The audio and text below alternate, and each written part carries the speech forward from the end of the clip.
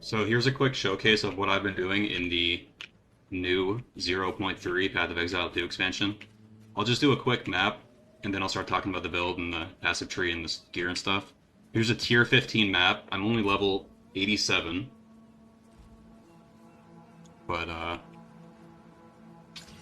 I'll make it yellow. Let's see if we can run this real quick. Let's just do this map boss. I'm Titan. I'm playing Titan. I'm playing ancestrally boosted, fully empowered Titan with Leap Slam as my main attack. Yeah, I know Stampede is like the thing that everyone does. I just don't like Stampede, even thematically. I don't want to be stomping around and like I don't. It's clunky. I don't like stomping around. Yes, I understand that Leap Slam you lose the broken armor bonus. Leap Slam consumes broken armor, so you can't really break armor and get the benefits, but this is a tier 15 yellow map, and as you can see, I don't really need it. I click once and I blow up the whole screen. The biggest weakness right now, which is not really a weakness because it's very easily solvable, is my attack speed is not great, but I've purposefully just not invested in attack speed right now. But still, you know, it's pretty damn good. My AoE is just stupid. I have a 90+% chance to Aftershock. Not only does almost every attack get the green Ancestral boost, but also it almost always double taps for double damage. And by the way, the biggest thing, Aftershock affects the Ancestral boost. So when you get an Aftershock, it makes the Ancestral boost happen again. So you get the double green, which is insane.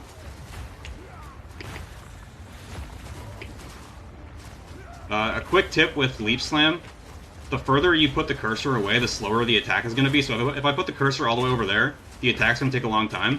But if I put the cursor like right in the middle of my screen, right under my player, and then click, it's way faster. So I kind of just leave the cursor in the middle of the screen under my player, and just leap around like this, and it makes your attacks way faster. I will get into the build and the passives and the gear and stuff. Just doing a quick showcase, you know, what the thing is capable of. Like, it's pretty fast. Oh, and by the way, I have invested a total of 2 Divines into all of my gear. 2 Divines total investment. I'm clearing tier 15s with ease. I don't die. I'm tanky.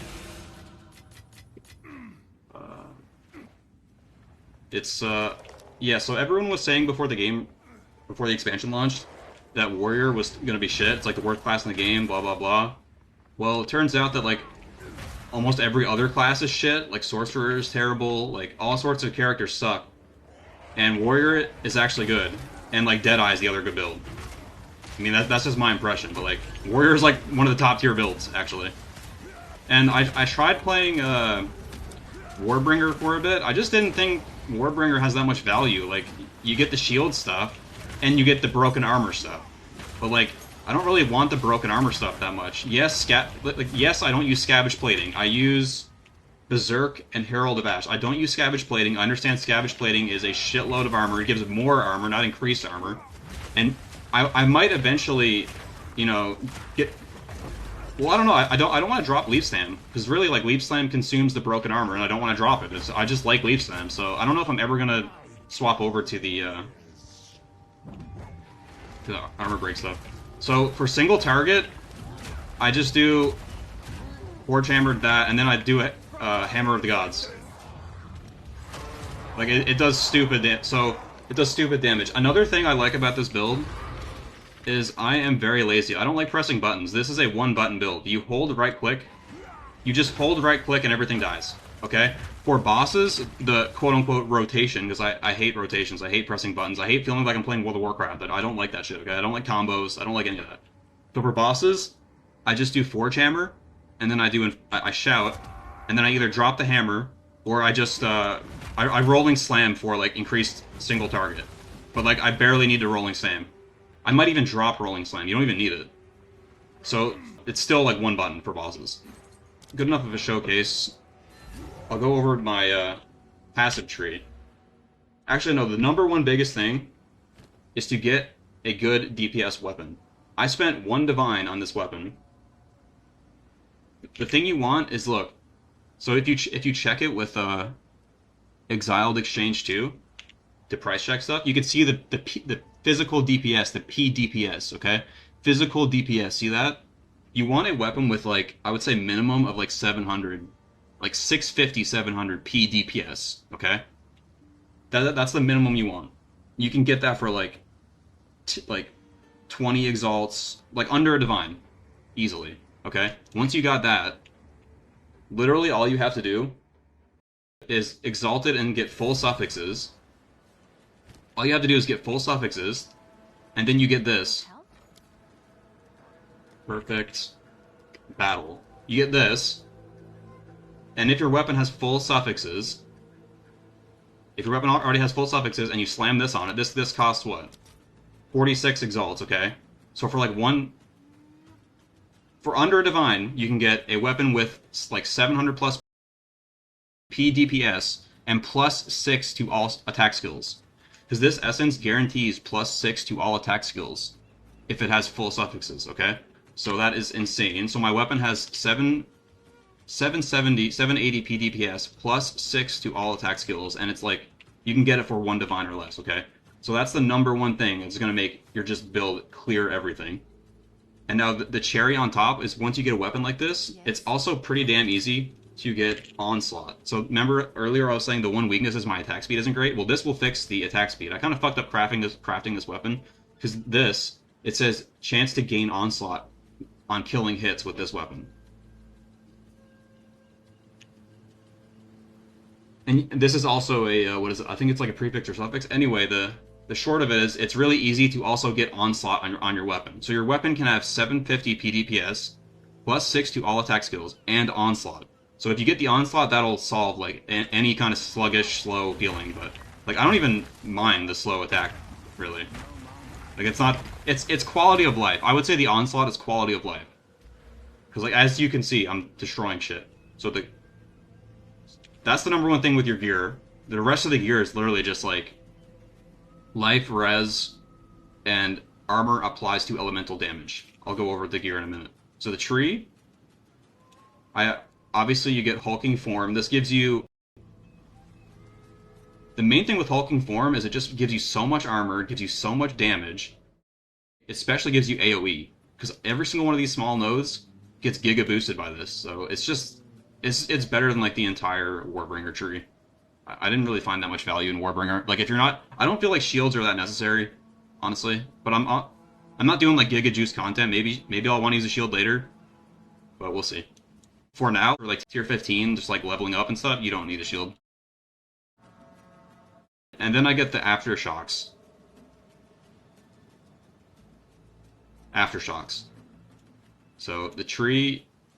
You just... I'll try to say the main things with the tree. Damage, regen is nice. Regen is very nice. Area of effect. This gained as extra. So there's different types of damage in PoE. There's increase, which is like additive, to my understanding. There's more, which is like a multiplier, like times. And then extra isn't. It's like in between those. It's like a different kind of bucket. But it's like, it's better than increase, but it's worse than more. Like, I don't have a great understanding of all this shit, okay? I'm just saying it's, what, 3 points? This is a ton of damage. That's all you need to know, okay? You go down here, you get this. Strength will give you lots of life. We just get more AoE. Look, 30% Aftershock AoE. You're, like, always Aftershocking. So that's just 30% AoE. I'll get to the jewels in a minute. You just get damage. Now look at this. So for 3 points, of value, you get 25, 25, 25 damage. 75 damage for 3 points. Now guess what? Ancestrally boosted attacks count as empowered. You can see it right here. Where is it? What the hell am I doing? Leaf Slam. Yeah, ancestrally boosted. There it is, on the last line there, look. Ancestrally boosted attacks count as being empowered. I'll get to the supports in a minute, so you can understand what I mean. So, pretty much almost all of your attacks are being ancestrally boosted, and they count as empowered. So you can get tons of these little high-value nodes that give a shitload of damage, okay? And we're stacking as much armor as possible. Armor up here. I'm not sure about these recoup his life nodes. If anyone knows if that's good value for 2 points, let me know. You just go down here, look. Mace slam skills, 10% more Aftershock, or increased Aftershock. So look, here's some more Aftershock, increased Aftershock. Another Aftershock. You want as much Aftershock. This gives us all the Aftershock. And this right here, more damage against heavy stun enemies. You're like always heavy stunning, because your damage is so high. You want this whole thing right here for all the ancestrally boosted attacks. This is just so much AoE. This one right here is crazy. I didn't pick up on this at first, but this is crazy, look. On heavy stunning a rare or unique enemy, your next attack will be ancestrally boosted. So like, you're almost constantly heavy stunning enemies. Like, the map is just full of rare monsters, and you're always heavy stunning them. It feels like almost every attack is ancestrally boosted.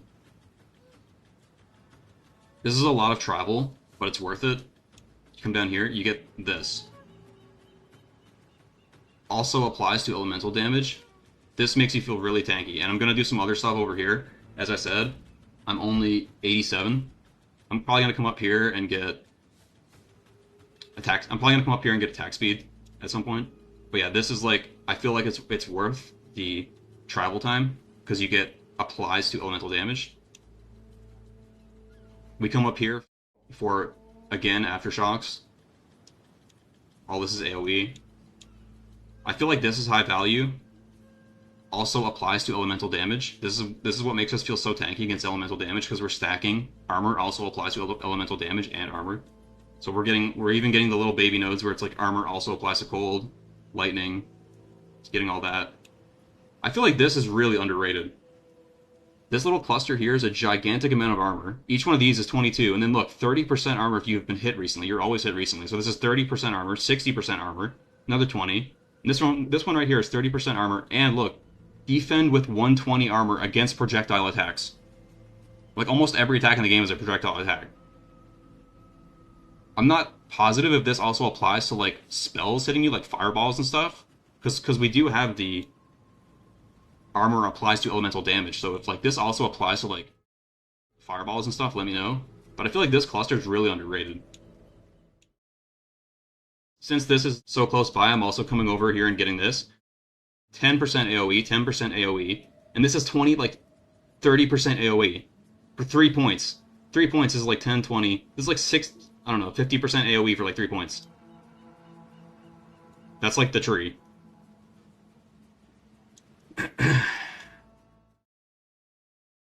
I just anointed this because it's like super cheap, but for anoint, actually what you can do, I'm probably gonna anoint Chaos Res. Look, Chaos Res, Ire, Envy, Suffering. Anoint Chaos Res, 13% Chaos Res on the amulet. I might do that at some point. Oh, quickly, I forgot to tell you how I'm getting Rage. So, the way you get Rage is this, look. Simple, it's very simple. You get a Jewel. Gain 1 Rage on melee hit, and this is huge. Gain 3 Rage when you are hit by an enemy. You're like always getting hit by enemies. So these two are like giving you Giga Rage, and you can just get that on like as many jewels as you want. I have it on like 1 jewel. Over here I have another 1 Rage. But if even like you get two jewels like this, and you're not gonna have rage problems. Even 1 jewel like this, you're probably not gonna have rage problems. The 3 rage when you're hit, and then gain 1 rage on melee hit. You have to spend no points on the tree, no points into the supports. This is it. And then you simply use Berserk. Berserk is good because it gives you increased rage effects, so that translates into more damage. Not increased, more damage. So that's basically... So I almost have 30 rage at all times, and 30 rage usually gives you 30% more damage, but since I'm using Berserk, it increases it. That's like, I don't know, like what, 40% more damage? I don't know the exact math, but it's more than 30% more damage, so that's how you get rage. The gear, No, the supports. I'll do the supports. So Leap Slam is your main one. This is the big one. Crater. Supported skills create 3 fissures. Fissures are those like lines that fly all around. And because all of our attacks are ancestrally boosted and aftershocking, the aftershock procs the fissures. See? Branching fissures just gives you more of those branching fissures. It reduces your damage a bit, but it's definitely worth it. We get Aftershock, because we want to Aftershock as much as possible, because, like I said, the key thing to understand is Aftershocks apply to ancestrally boosted attacks. So it just doubles your ancestrally boosted attack, which is fucking nuts. Look, it's gonna go green again. See how it went green twice? This is my normal attack. See how it's not green? But the ancestrally boost, when the Aftershock procs, it makes it go green again. Watch. Green. Bam. Oh, I didn't get the Aftershock that time. Like, 1 out of 10 times I won't get the Aftershock, watch. Green. Bam. Green again. So that's 2 ancestrally boosted attacks with 1 attack. And why is Ancestral Boost so good? Because Ancestral Boost has 30% more damage and 25% AoE. And it targets 2 additional enemies.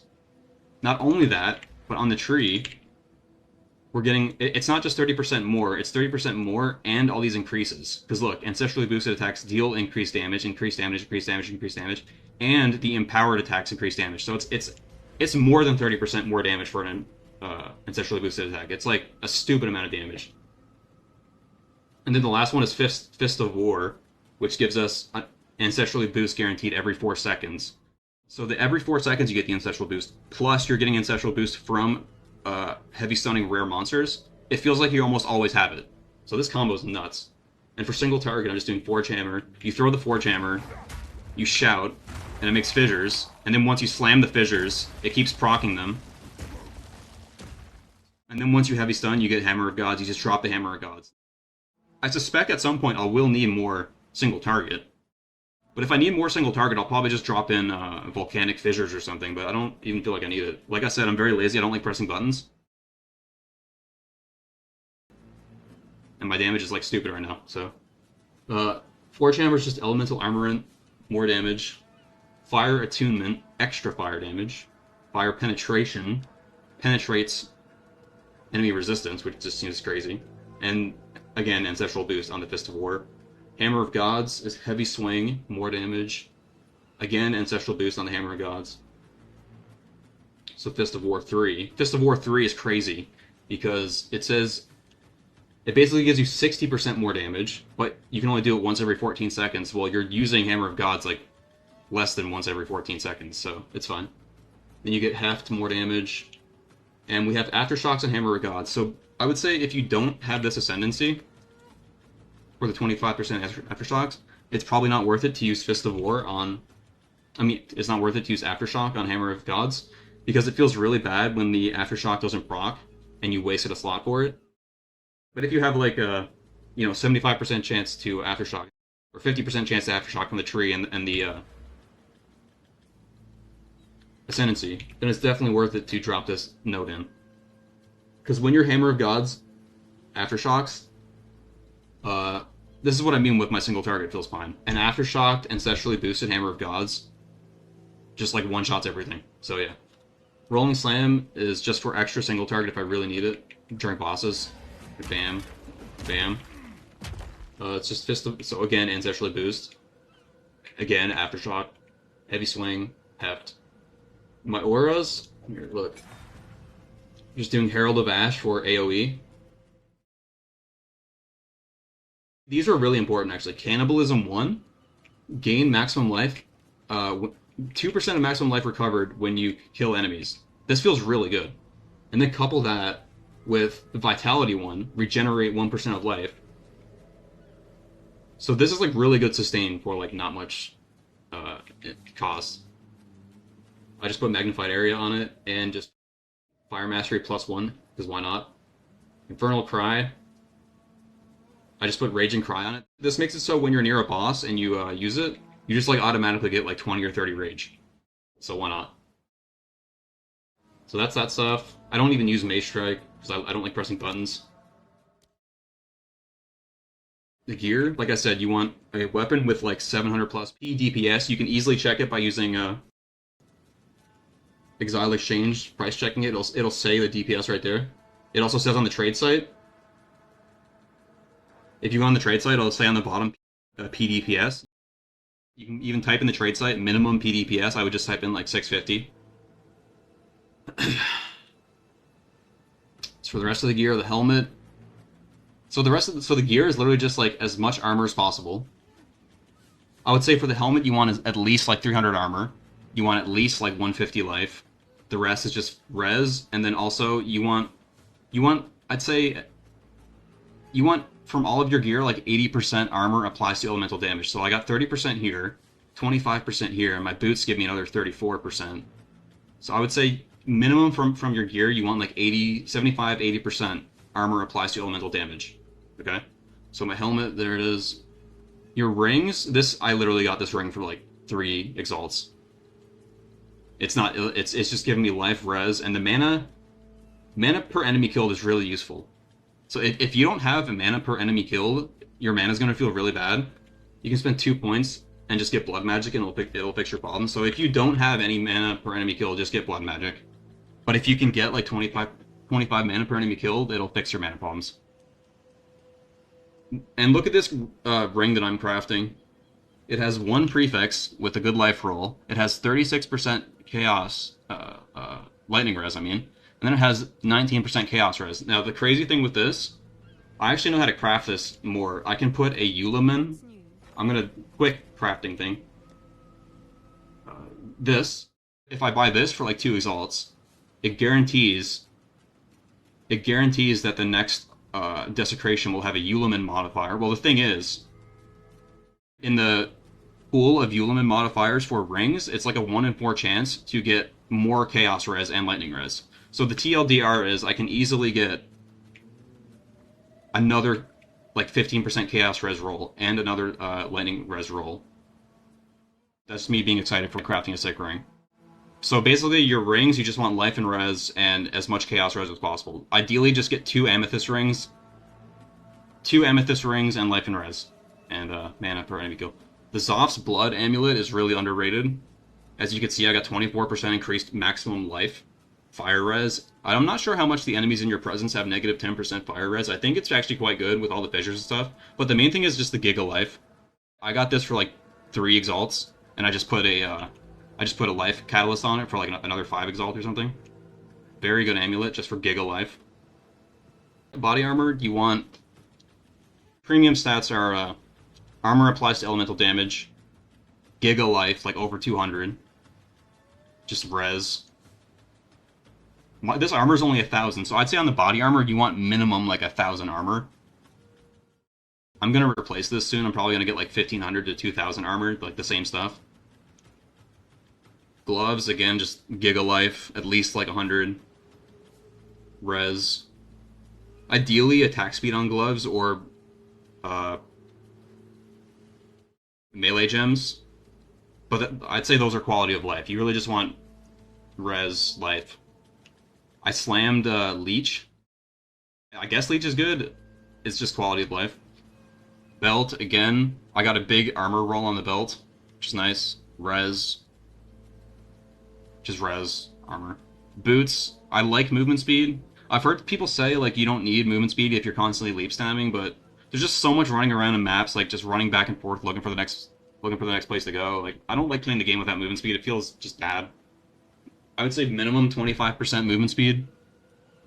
And then again, just life res and armor applies to elemental damage. Like I said, get armor applies to elemental damage anywhere you want. Just get at least like 75% total on your gear. That's basically the gear. In Hideout, my armor is 80%. This amount of armor feels good. Of course I can get it higher, but like I'm not dying with this amount. I've seen people with like way more. Yeah, you can stack it a lot more if you're like doing crazy content, you like never want to die, but I don't die like this, so. And like I said, I've invested 3 divines in this build. Less than that. Like the only thing I really invested money in is the hammer. Everything else I bought for like under 5 exalts. And you can see my chaos res isn't amazing. That's the last thing I need to fix. with the future investments I will be doing, it will be to fix Chaos Res. I would recommend at least like 25% Chaos Res, or else like, especially doing like stuff like Breach, you'll see purple balls flying around, and you will get killed by those purple balls. So just try to get Chaos Res, like I said, like dual Amethyst rings. Just get even like a big double Chaos Res roll on the Amethyst ring. Get at least 25. 50 would be nice, and eventually 75. I would say you start really worrying about Chaos Res like tier 10 maps maybe. Before that it's kind of okay, but like around tier 10, you really want to get like close to 50%. Quick tips for the, what is it, Atlas? I'm gonna be honest, I don't really like this Atlas system. My eyes kind of glaze over every fucking time I gotta look at this thing, and like, okay, where's the Nexus? Go find the next Nexus, and I'm like, oh god, I'm like panning all around, I'm like, there's no search. There's no search. Anyway, it's neither here nor there. The quick tips is the skill tree on the Atlas. If you want easy sustain, like map sustain, you get pack.